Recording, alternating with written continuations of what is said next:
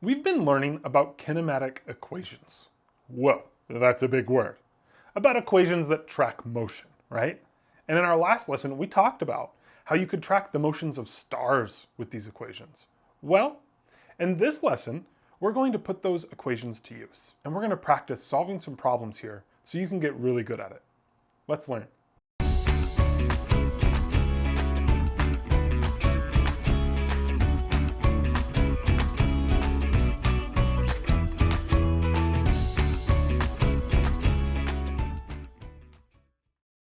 Do you have any idea what time it is? It's lesson objective time. What are we doing in this lesson? First, we'll explain the steps needed to solve problems with kinematic equations. All of those equations we introduced in our last lesson.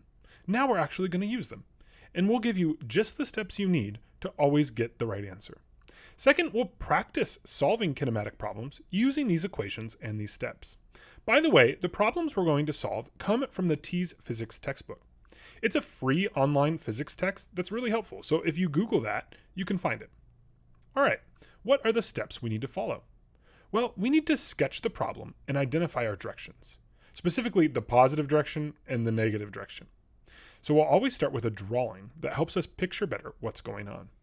Then we'll identify our knowns and our unknowns. That's what we did in our last lesson, where we always listed our variables and figured out what information the problem was giving us. Remember, here we might need to convert. So if we have units that don't match each other, for example, one has meters per second and another miles, we may need to do a conversion. And we'll take a look at just what this looks like later in our lesson. Then we'll find the relevant equation or equations. We'll look at our list of kinematic equations and see which one has the variables we need. Then we'll plug in the knowns and solve for that unknown. Lastly, we'll make sure that our answer makes sense. At the end of the day, if my car should have gotten slower, then we should see that it's slower than the initial velocity, for example. So we're always going to figure out if our answer makes sense. All right, here are our kinematic equations that we're going to be using in this lesson. So make sure you have this list handy. If you don't, go ahead, pause the video, write these down. All right, this problem tells us that a dragster crosses the finish line with a velocity of 140 meters per second. Assuming the vehicle maintained constant acceleration from start to finish, what is its average velocity? There are two things I want you to have right now. One is your list of kinematic equations. The other is the list of steps we use to solve kinematic problems. If you don't have these two things, go grab them, come back. All right, our first thing that we're going to do to solve these problems is draw a brief picture. It doesn't need to be super detailed. In this case, we just have a starting line. That's where our race starts. And a finish line. That's where it finishes. That drawing's sufficient here. Sometimes our drawings will get more complicated. All right, now let's move to step 2, which is identifying our knowns and unknowns. What do we know? Well, the very first thing we're told is the velocity at the finish line. That represents our final velocity. So we're going to write that the final velocity is 140 meters per second. Then we're told that the vehicle maintains constant acceleration. That doesn't give us a number, it just tells us all of our kinematic equations, they're good to go because they all assume constant acceleration and we can use those here. Then we're told we want to know its average velocity. Remember, that's just v with nothing on it. All right, there's one other piece of information we know that's not explicitly stated. Any guesses as to what that is? Well, because it's a race, it starts at 0. And so we know that the initial velocity is 0 meters per second. All right, so now we've listed our knowns and our unknowns, and we want to review equations that we might use to solve this problem and find one that has velocity final, the average velocity, and velocity initial. Go ahead, take a look at the list of equations. See if you can figure out which one we should use. Well, there's only one that has those three variables, and it tells us velocity is equal to 1/2 times velocity initial plus velocity final.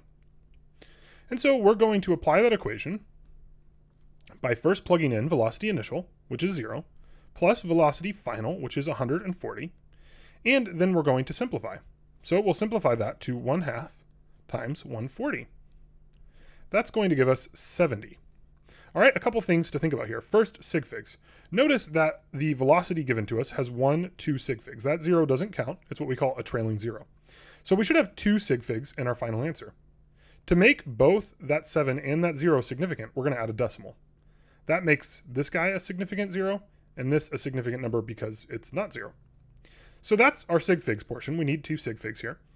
The other thing we want to do is think about units. Well, the velocity final was given to us in meters per second, and so that's the units that are going to come out, meters per second. So that's the average velocity through this race. The last thing we want to do is consider that our answer makes sense. So we started at 0 and we went to 140. So what is the velocity on average? Well, it's going to be something in the middle, and 70 indeed is in the middle. So that totally makes sense. All right, let's go to our next kinematic problem and see if we can solve that one as well. This one says the time it takes for a dragster to cross the finish line is unknown. Okay, we don't know time. The dragster accelerates from rest at 26 meters per second squared for a whole quarter mile, 0.25 miles. That's the standard length of a drag race. What is the final velocity of the dragster? And lastly, we're told that 1609 meters equals 1 mile. That's a good hint we're going to have to do a conversion. Well, once again, let's start by drawing. Here, the drawing is pretty much the same. We have a starting line and we have a finish line. And in between, we know it's 0.25 miles. So we'll add that little link there. Okay, now let's identify our knowns. Well, we know the acceleration. The acceleration is 26 meters per second squared. Cool. All right. And we know that the displacement final is 0.25 miles. So that's the total distance that we're going to travel. So we get 0.25 miles. Great. All right. Now, what are we looking for? The final velocity. Okay. So let's think. Anything else we have? Well, because again, it's a race, we know our initial displacement, and that's going to be 0. So we'll add that here. The initial displacement is 0. What about the initial velocity? Yeah, we know that as well. Our initial velocity must be 0 because it's a race.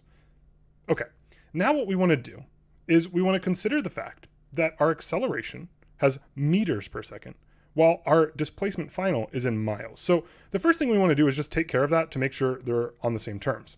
So we could either convert acceleration into miles per second squared, or we can convert displacement final into meters. Let's do that. So what we'll do is we'll go ahead and put miles on the bottom, and we know we want to go to meters. And so we'll put 1609 with our meters, and we'll put 1 with our miles. All right, so then we'll go ahead and multiply 0.25 by that 1609. So our miles cancel out. And when we multiply those together, we're going to get 402 meters. Okay, now we have our units on the same terms, which remember is sort of one of the things we always want to check after we identify our knowns and unknowns. Next thing we want to do is review our equations. The key here is we're not given time. And when we're not given time, there's just a few equations that are in play for us.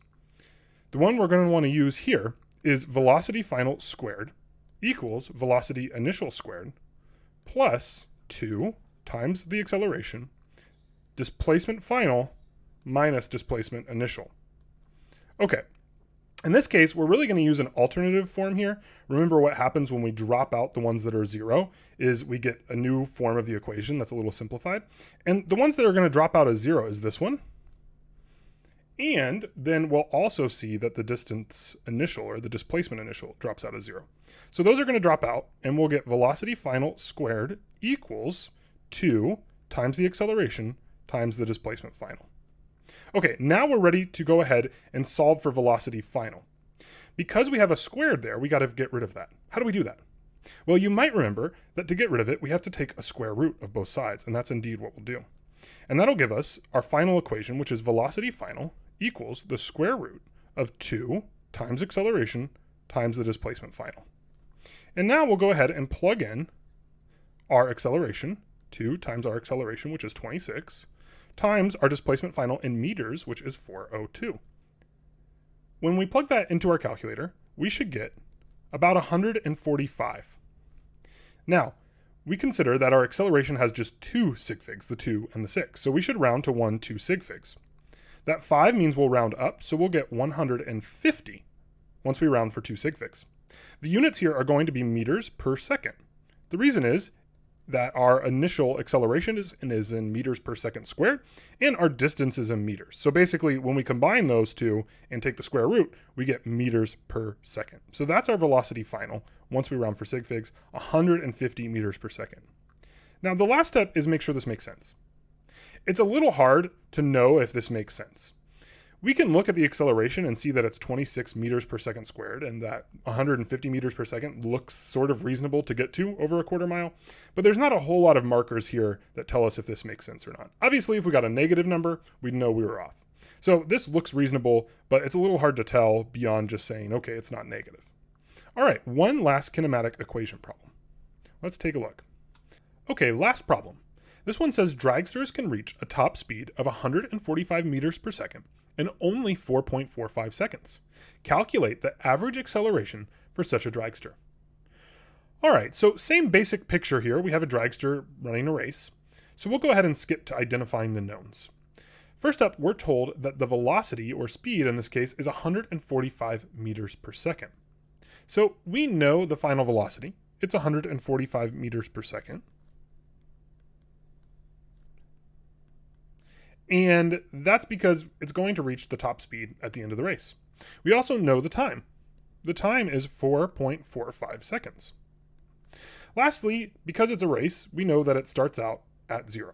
In fact, we not only know the initial velocity is 0, we also know that the initial displacement is 0. Okay, what are we looking for? We want to know the average acceleration. So we're looking for A. Awesome. Now, make sure that we don't need to do any conversions. We can see that we don't because we have meters and seconds. So all of those match. There's no mismatch unit here. And so we're good to go ahead and look for an equation. When we look for an equation that has velocity final, time, acceleration, maybe velocity initial or displacement initial, one sticks out. That will allow us to solve for acceleration. Can you spot it? It's velocity final equals velocity initial plus A times t.